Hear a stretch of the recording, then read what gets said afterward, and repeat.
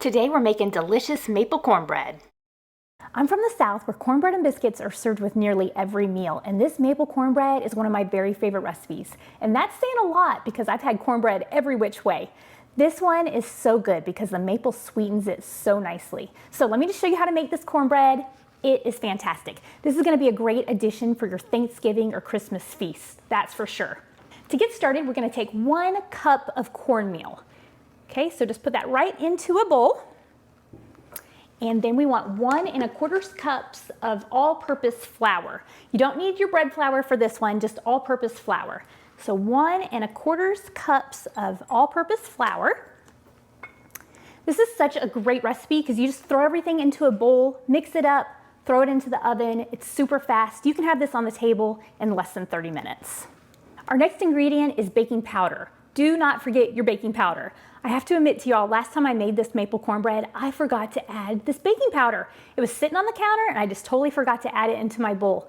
As soon as I opened the oven and I saw the cornbread just flat as a pancake, I knew that I had forgotten this. So this is super important. So we're gonna want 2 teaspoons of baking powder, not baking soda, baking powder. It's totally different.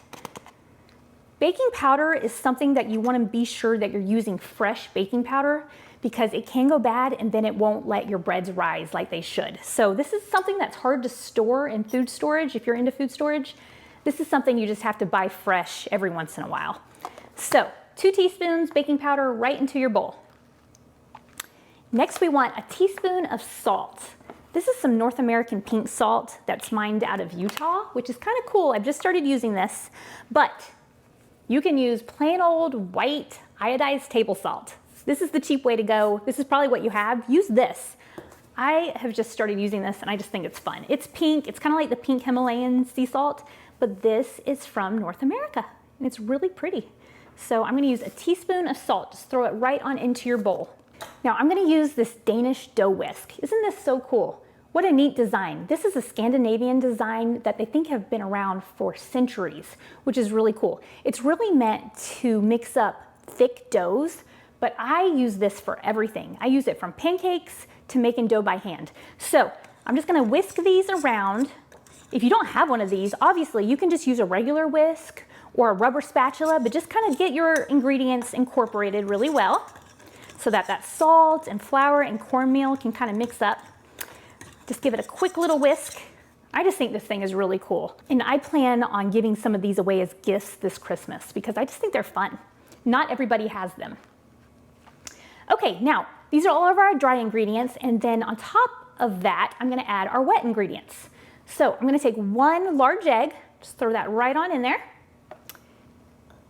Next we want 3 tablespoons of melted butter. Okay, 3 tablespoons of melted butter. Just add that on top.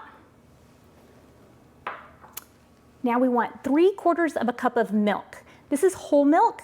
You can use skim milk, milk alternatives, whatever you want. It'll work just fine. But I like to use whole milk, so I'm gonna put 3/4 of a cup of whole milk into my bowl.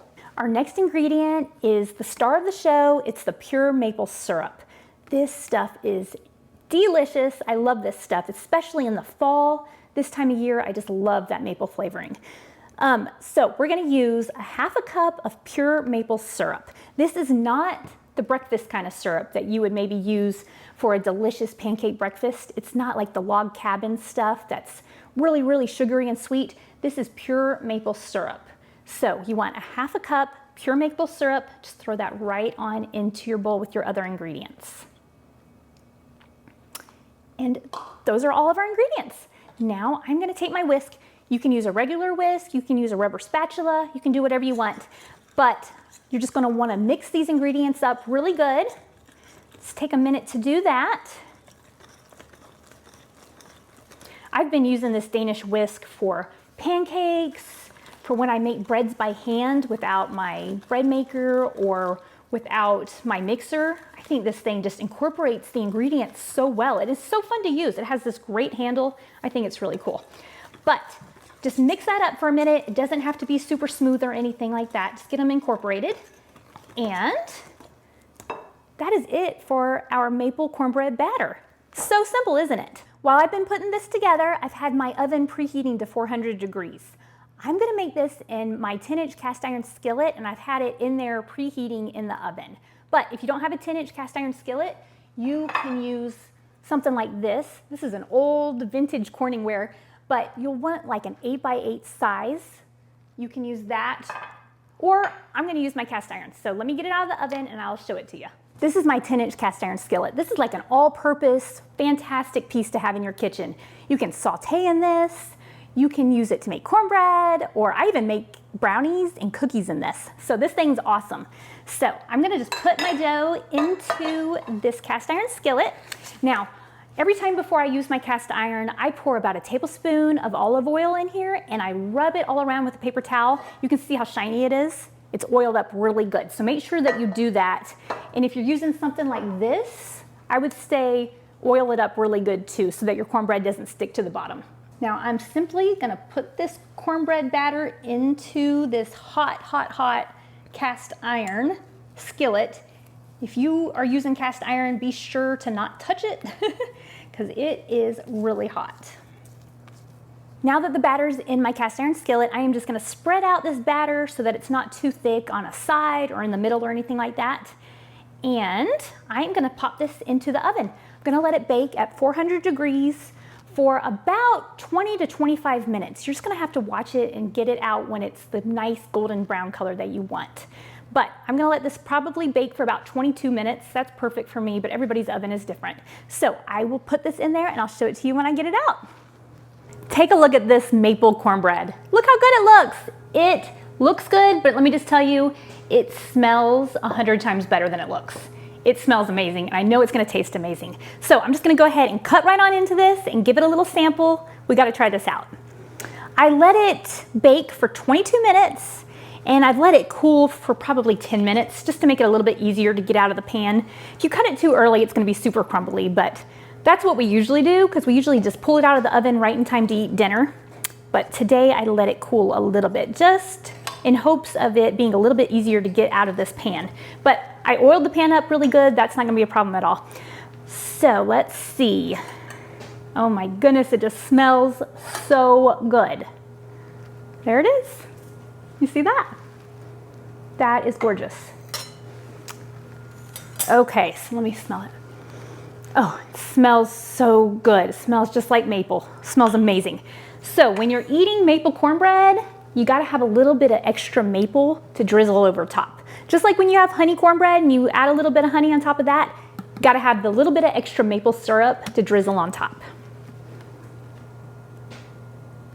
Oh my gosh, this stuff just is so good. I love this. And I feel like it's healthy. It's good for you, right? Okay. So I'm just gonna pick this up and take a bite.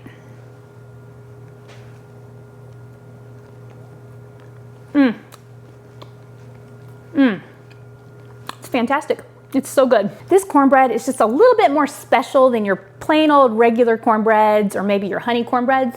Maple cornbread in the fall on your Thanksgiving table would be just delightful. I will leave the recipe for this maple cornbread down in the description. I figured out how to make clickable links so that you can print, share, or save the recipe. So be sure to look for that. It'll be down in the description. Thank you so much for being here with me on Robyn on the Farm. Make this cornbread and let me know what you think about it. Robyn's in the kitchen, dough beneath her hands, wheat from the fields and eggs from her land. Sunlight through the window, a warm golden glow. She's working hard to make that dough.